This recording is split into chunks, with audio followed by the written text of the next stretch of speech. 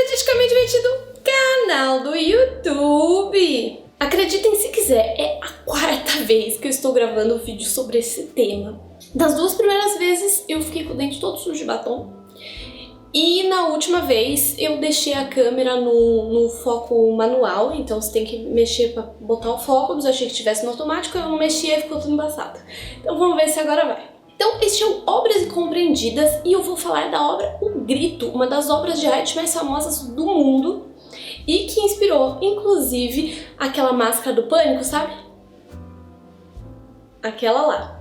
Porque, inclusive, em inglês, o filme Pânico, na verdade, é The Scream, ou seja, O Grito, exatamente inspirado nessa pintura do Edvard Munch, feita em 1893. Então, nessa pintura, às vezes, uma criatura assim, né? Parece desesperada, digamos. E mais duas pessoinhas que andam atrás, tudo com um céu muito turbulento. Eu vou ler pra vocês aqui o que o artista escreveu no diário dele sobre a criação dessa pintura. Assim a gente consegue, às vezes, entender um pouquinho melhor o que rola. Ele escreveu o seguinte: eu estava andando pela estrada com dois amigos. Então o sol se pôs.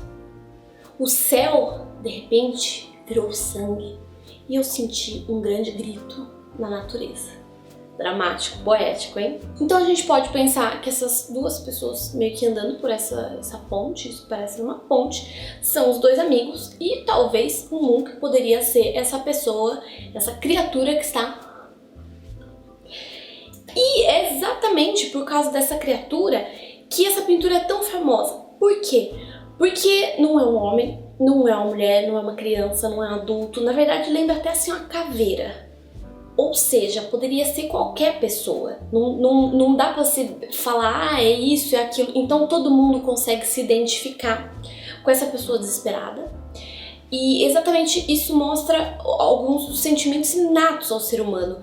Medo, angústia, desespero, esse tipo de sentimento que algum dia na vida, se você não teve, você ainda vai ter. Ou seja, dá pra todo mundo, não importa a cultura, não importa a idade, não importa o sexo, dá pra pessoa se identificar com essa pintura, talvez por isso ela seja tão famosa. Essa figura meio que lembra também a imagem que a gente tem da morte, né? Tipo, meio com uma roupa preta, assim, tipo aquela morte da foice, assim, lembra um pouquinho. Então talvez dá pra gente pensar numa representação da morte, faz uma alusão pra gente isso aí. Mesmo que o artista talvez não queira dizer exatamente isso. Tem sempre várias interpretações para as obras, né? Sobre essa história de grito na natureza, a gente pode pensar o seguinte. Durante vários séculos, muitos artistas, escritores, filósofos, pensadores falaram da ideia do sublime. O que é o sublime? Então, o sublime é uma ideia que se traduz perfeitamente na natureza. Então, tipo aquelas pinturas do Friedrich.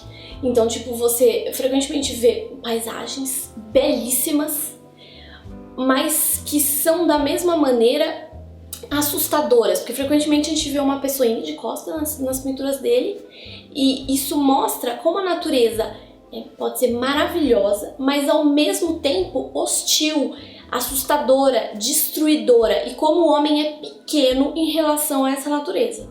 E a gente pode ver esse céu todo ondulante, né, desse laranja que quase não existe. Ok, tem uns pôr do sol que são muito loucos por aí, mas é uma cor quase inexistente, né? Na verdade, a pintura original, ela tem as cores um pouco mais apagadas, mas as reproduções que a gente vê por aí frequentemente foram alteradas para ficar com cores mais vibrantes ainda. Então o artista usou para essa pintura têmpera e pastel, que é tipo um giz de artista.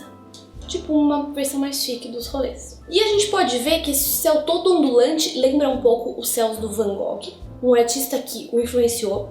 E esse tema, toda essa coisa desses sentimentos, um lado meio negativo e os símbolos e tal, lembra o simbolismo, que é um outro movimento que foi super importante no século XIX, no final do século XIX, que também influenciou o Munch. Essa coisa da morte também era muito forte no simbolismo, então essa ideia que a gente tem da caveira, dessa figura que lembra uma caveira, tem tudo a ver com o simbolismo nesse sentido também.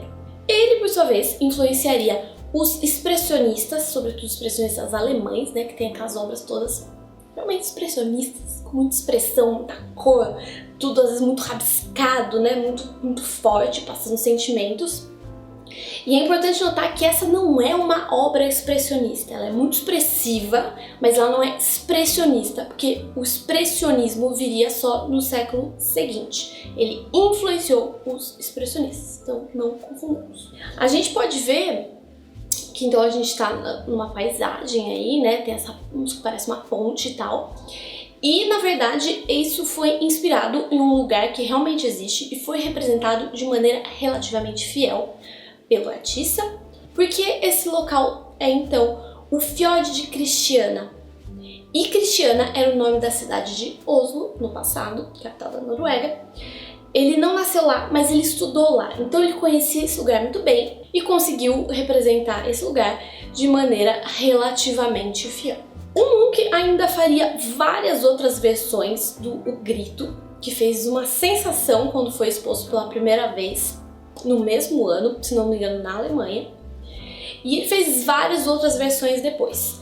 Essa que a gente está falando, que foi a primeira, está exposta em Oslo, na Noruega, no lugar que ela foi inspirada. E como a gente sabe, essa obra ficaria na cultura popular, tem meme por aí com essa obra, tem a Máscara do Pânico, é uma obra que entrou na cultura popular e influencia até hoje esta cultura.